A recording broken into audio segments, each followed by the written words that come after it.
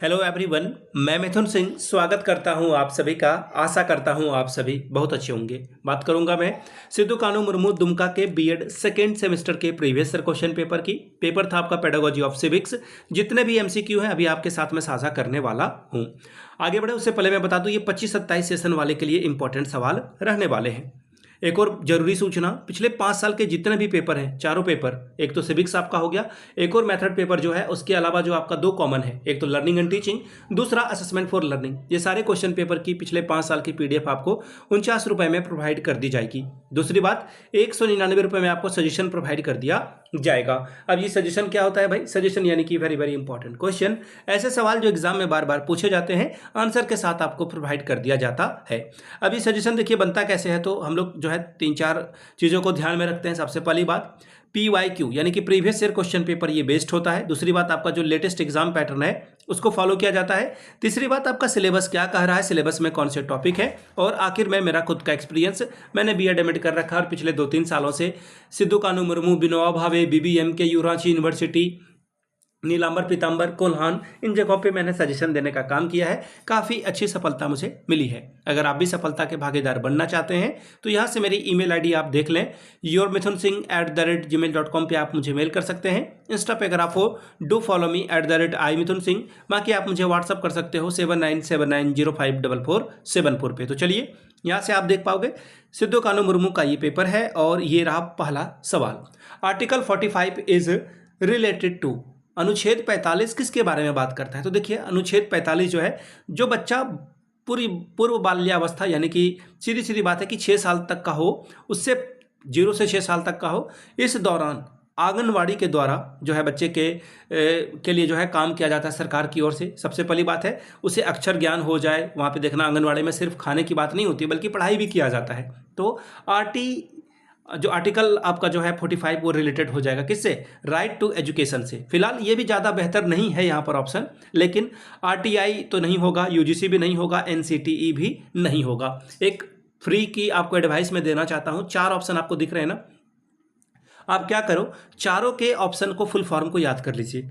कई दफ़ा एग्जाम में ये सवाल पूछा जा चुका है और आपके एग्जाम में भी ये सवाल पूछा जा सकता है। जो भी बच्चा दूसरे की हेल्प करना चाहता है, चारों का 1 नंबर, 2 नंबर, 3 नंबर, 4 नंबर करके इसका फुल फॉर्म आप देंगे और नीचे अपने कॉलेज का नाम लिख दीजिएगा ताकि पता चले कि कितने आप जो है कॉलेज में आपने कितनी पढ़ाई की है।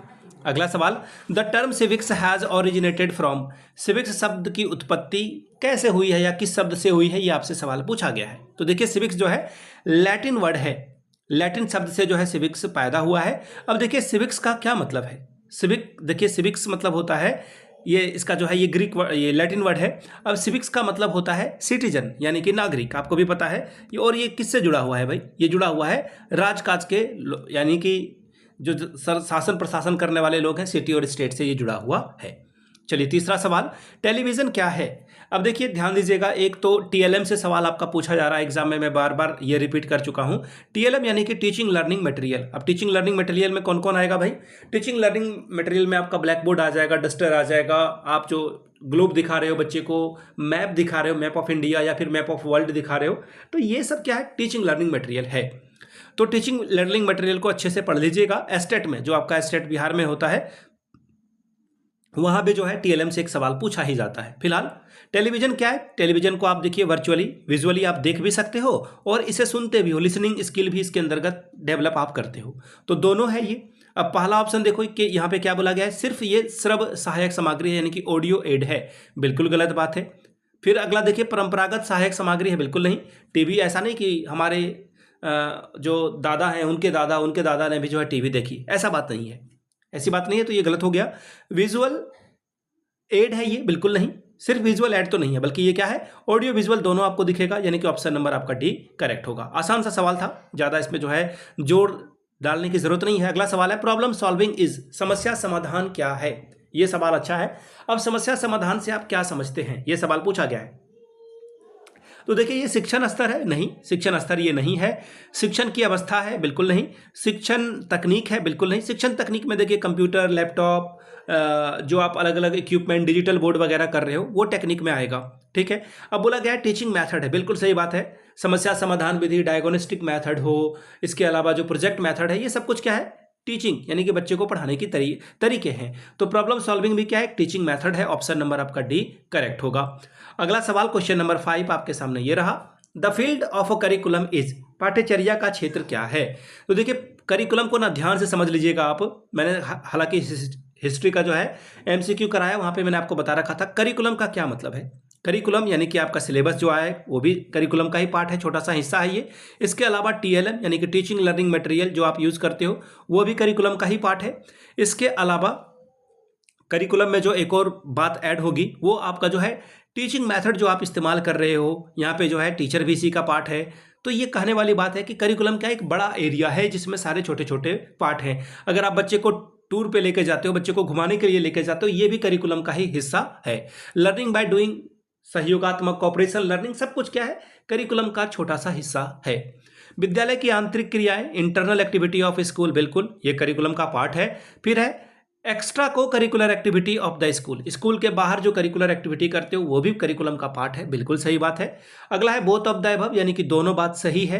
तो बिल्कुल जी हाँ, ये आंसर आपका जो है करेक्ट हो जाएगा, यानी कि ऑप्शन नंबर आप जो है क्या करोगे, सी को करेक्ट करोगे। सी आपका सबसे बेहतर आंसर है। नेक्स्ट सवाल देखिए, on which list is education in Indian constitution, शिक्षा जो है भारतीय संविधान के किस सूची में आता है। तो देखिए शिक्षा को लेकर के आप इतना समझ लो कि जो कॉन्स्टिट्यूशन ऑफ इंडिया है, शिक्षा जो है आपको देखने को मिलेगा स्टेट का भी पार्ट और यूनियन गवर्नमेंट का भी ये पार्ट आपको दिखेगा, यानी कि केंद्र सरकार और जो राज्य सरकार है दोनों ही शिक्षा के ऊपर अपना काम करती है। एक प्राइम एग्जांपल मैं बताता हूं, कस्तूरबा गांधी का नाम आपने सुना होगा, कस्तूरबा गांधी बालिका विद्यालय। यहाँ पे पैसा जो है सरकार भी भेजती है, केंद्र सरकार, यानी कि अभी जो फिलहाल के प्राइम मिनिस्टर ऑफ इंडिया है वो है मोदी साहब। तो मोदी साहब यहाँ पे पैसे भेजते हैं। फिर हमारे राज्य के जो मुखिया हैं यानी कि चीफ मिनिस्टर ऑफ झारखंड वो है हेमंत साहब। तो कहने वाली बात है कि मोदी जी और यहाँ पे हेमंत जी दोनों मिलकर आपके लिए पैसा ला रहे हैं। तो कहने वाली बात ये है सीधी सीधी कि शिक्षा पर जो है राज्य सरकार और केंद्र सरकार का दोनों का हक है, समवर्ती सूची के अंतर्गत ये लाई करेगा। ऑप्शन सी आपका करेक्ट हो जाएगा। Right to education act related to, शिक्षा का अधिकार अधिनियम किससे संबंधित है। तो देखिए आर्टिकल 21A से ये संबंधित है। ऑप्शन 1 आपका सही होगा। और ये सवाल सिद्धू कानू मुर्मू के सेमेस्टर 1 में भी कई दफा पूछा जा चुका है, तो प्लीज इसको वेरी वेरी इंपॉर्टेंट आप जो है मानकर चलेंगे, ठीक है। अब यहाँ पर राइट टू एजुकेशन एक्ट लागू कब हुआ है, ये सवाल कई दफा पूछा गया और बच्चे को परेशान करने के लिए पूछा जाता है। तो 1 अप्रैल को, और ये जो 1 अप्रैल है वो 1 साल बाद, 2009 नहीं बल्कि 2010 में ये लागू हुआ है, 1 अप्रैल 2010 से। और 1 अप्रैल ही क्यों भाई, मूर्ख दिवस है ऐसा नहीं, 1 अप्रैल को हमारे भारत सरकार का जो है वो कैलेंडर ईयर चेंज होता है, तो 1 अप्रैल 2010 इसका सही जवाब है। Option number 1 article 21A। अगला सवाल, योजना विधि का अवधारणा किसके द्वारा दिया गया है, who gave the concept of a project method. तो देखिए प्रोजेक्ट मेथड जो है प्रैग्मेटिज्म से जुड़ा हुआ है और प्रैग्मेटिज्म के बारे में सबसे ज्यादा बात जिस व्यक्ति ने की है उनका नाम है जॉन डीवी। लेकिन जॉन डीवी ने जो है ये आपका योजना विधि यानी कि प्रोजेक्ट मेथड को बहुत ज्यादा पॉपुलराइज नहीं कर पाए ये, और इन्हीं के शिष्य थे, जॉन डीवी के शिष्य थे जिनका नाम है किलपैट्रिक। अब किलपैट्रिक ने जो है इसको काफी जो है इसको सींचा, आगे बढ़ाया, जो छोटा सा पौधा था, सैपलिंग्स था, उससे एक बड़ा वृक्ष बनाया। तो किलपैट्रिक को आप जो है इसका जनक मान सकते हैं। आंसर मेरे अकॉर्डिंग ऑप्शन नंबर बी होगा। आप अपने प्रोफेसर से भी पूछिएगा कि इसका आंसर आपके हिसाब से क्या होना चाहिए सर, और आप अपनी राय भी बताइएगा। एक और बात, सिर्फ आंसर मत बता देना कि ये जॉन डीवी होगा आपके अकॉर्डिंग, आप रेफरेंस भी दोगे, कोई ईमेल वेबसाइट वगैरह भी आप बता दोगे। सवाल number 9, which of the following is not audio material. Audio material कौन नहीं है, श्रव्य वस्तु कौन सा नहीं है, यानी कि श्रव्य सुनने वाली बात होगी। तो टेप रिकॉर्डर बिल्कुल आप सुनते हो, रेडियो भी आप सुनते हो, और ग्रामोफोन भी आप सुनते हो। ग्रामोफोन वो जो मूवी वगैरह में देखना, एक बड़ी सी जो है सीडी टाइप की कैसेट होगी वो चलेगा।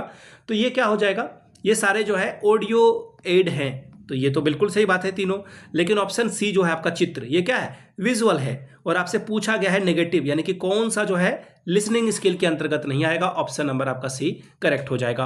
अगला सवाल, आर्टिकल 36 से जो 51 है वो भारतीय संविधान में किसकी बात करता है, या फिर ये किससे रिलेटेड है, ये सवाल आपसे पूछा गया है। तो ध्यान दीजिएगा, यहाँ पे बात होती है डायरेक्टिव प्रिंसिपल की, नीति निर्देशक सिद्धांत के बारे में यहाँ पर बात की जाती है। यानी कि कहने वाली बात यह है कि स्टेट की जो पॉलिसी होगी वो पॉलिसी कैसे बनेगी, और इसको जो है 36 से 51 जो है ये आयरलैंड से लिया गया है। ये ध्यान में रखिएगा, हमारा संविधान में जो बातें, जितनी बातें हैं वो किसी ना किसी देश से ली गई है। एडॉप्ट की गई है। अगला सवाल, from which country did Indian constitution adopted its fundamental right? भारतीय संविधान ने किस देश से मौलिक अधिकार को शामिल किया है अपने यहाँ? तो अमेरिका के द्वारा जो है ये काम हुआ है। यूएसए यानी कि United states of America, America के से प्रेरित होकर हम लोगों ने जो है इसे अपने यहाँ लागू किया है, यानी कि आंसर आपका हो जाएगा ऑप्शन नंबर सी। नेक्स्ट सवाल देखिए क्या बोला गया है, which of the following is audio content, यानी कि श्रव्य सामग्री। सिर्फ आप उसे ऑडियो मतलब सिर्फ सुनना है आपको, ठीक है। कौन सा सुनने वाली बात है? टेप रिकॉर्डर, बिल्कुल। ग्रामोफोन सुन सकते हो आप इसे, रेडियो को भी सुन सकते हो, यानी कि आंसर आपका क्या हो जाएगा? All of the above, option number D.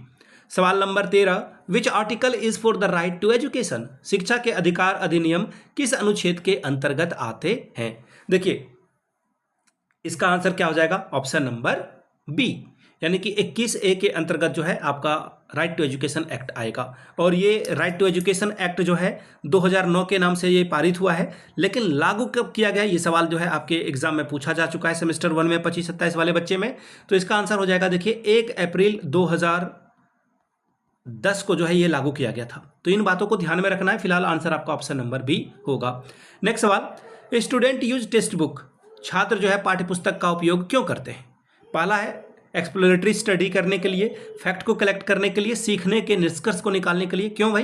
क्योंकि इसमें बहुत सारे एग्जाम्पल होते हैं। कई दफ़ा जो है MCQ वगैरह होता है, match the following, fill in the blanks वगैरह होता है। तो कहने वाली बात है ऑप्शन नंबर आपका डी करेक्ट हो जाएगा। बच्चे जो है पाठ्यपुस्तक को अलग अलग तरीकों के लिए इस्तेमाल करते हैं। नेक्स्ट सवाल, on which list is education in Indian constitution? शिक्षा जो है भारतीय संविधान के किस सूची के अंतर्गत आता है? मैंने आपको ये पहले भी बता रखा है, रिपीट हुआ ये सवाल है। ये जो है समवर्ती सूची में आएगा, यानी कि शिक्षा जो है राज्य सरकार और केंद्र सरकार दोनों का हिस्सा है, पार्ट है। सवाल number 16, in Indian constitution article 36 to 51 is related to what? भारतीय संविधान में अनुच्छेद 36 से 51 किससे ये संबंधित है? तो देखिए ये जो है डायरेक्टिव प्रिंसिपल से संबंधित है। ऑप्शन नंबर आपका डी करेक्ट होगा। सवाल number 17, the objective of civics education और नागरिक शास्त्र शिक्षण के उद्देश्य क्या है? तो देखिए नागरिक शास्त्र आप क्यों पढ़ाते हो? ताकि आप जो है डेवलप कर सको सिटीजनशिप। राष्ट्रीय एकता का विकास तो करते हो, लेकिन ये बहुत उस पर ज़्यादा इंपॉर्टेंट नहीं है। और यहाँ पर आप वर्ल्ड ब्रदरहुड की भी बात नहीं करते हो, आप नागरिक बनाना चाहते हो। एक अच्छा नागरिक बनाओगे तो अपने आप जो है एक अच्छा सिटीजन बना लोगे, तो देश और विदेश दोनों की भावनाओं को आप सम्मान कर पाओगे। सीधी सीधी बात है। ऑप्शन नंबर आपका जो है सी करेक्ट हो जाएगा। अगला सवाल देखिए क्या बोला गया है। Next question, the ratio of national flag is, राष्ट्रीय ध्वज का अनुपात क्या है? 3:2, 3:3, 2:3 या फिर 3:4? तो देखिए the ratio of Indian flag is, ये इसका आंसर आपको क्या, एक सेकेंड, देखिए इसका जो आंसर है हो जाएगा वो 3:2। 3:2 ऑप्शन नंबर, एक मिनट, मैंने सारे ऑप्शन ढक दिए हैं। 3:2 ऑप्शन नंबर आपका 1 क्या होगा? करेक्ट हो जाएगा। ठीक है, आप नीचे कमेंट करके बताइएगा इंडियन झंडे में, आई रिपीट, फ्लैग जो नेशनल फ्लैग ऑफ इंडिया है उसमें कितने कलर हैं, ये आप नीचे कमेंट करके बताइएगा। अगला सवाल देखिए क्या बोला गया है, by which method the teacher known the level of a class? किस विधि के द्वारा शिक्षक को कक्षा स्तर का ज्ञान होना चाहिए? लेक्चर मेथड में, प्रश्नोत्तरी विधि में, पाठ्यपुस्तक विधि में या कथा वाचन विधि में? नैरेटिव मेथड बहुत अच्छा नहीं माना जाता है क्योंकि ये वन वे कम्युनिकेशन है। यहाँ पर टीचर जो ज़्यादा डोमिनेट करता है, टीचर ज़्यादा बातचीत करता है, यहाँ पर बच्चे कम पार्टिसिपेशन करते हैं। लेक्चर मेथड में भी वही होगा, वन वे कम्युनिकेशन है, जैसे भी मैं आपको लेक्चर दे रहा हूँ। फिर है पाठ्यपुस्तक, ये भी बहुत अच्छा नहीं माना जाएगा। प्रश्नोत्तर विधि जो है सबसे अच्छा माना जाएगा, जहाँ पर जो है स्टूडेंट सवाल पूछते हैं और आप जवाब देते हो। सवाल number 20, education structure of NEP 20 is, यानी कि हमारा जो राष्ट्रीय शिक्षा का ढांचा है वो कौन सा होगा? देखिए इसका आंसर हो जाएगा 5+3+3+4, यानी कि ऑप्शन नंबर आपका जो है डी करेक्ट हो जाएगा। ऑप्शन डी के साथ आप जाओगे। एजुकेशनल स्ट्रक्चर जो है हमारा वो है 5+3+3+4। तो आप नीचे कमेंट करके बताएंगे कि 20 में से आपका कितना सही हुआ। तो ये था आपका question paper teaching of civics का। और मैं आपको बता दूं पिछले 5 साल के जितने भी प्रीवियस ईयर क्वेश्चन पेपर हैं, सारे क्वेश्चन पेपर की PDF आपको 49 रुपये में और सजेशन आपको 199 रुपये में प्रोवाइड कर दिया जाएगा। यहाँ से मेरी email ID आप देख लें, yourmithunsingh@gmail.com पे आप मुझे मेल कर सकते हैं। इंस्टा पे अगर आप हो डू फॉलो मी @imithunsingh। बाकी आप मुझे व्हाट्सअप कर सकते हैं 7979054474 पे। वीडियो को आपने यहाँ तक देखा, प्यार दिया, इसके लिए आप सभी का बहुत बहुत शुक्रिया। Have a good day.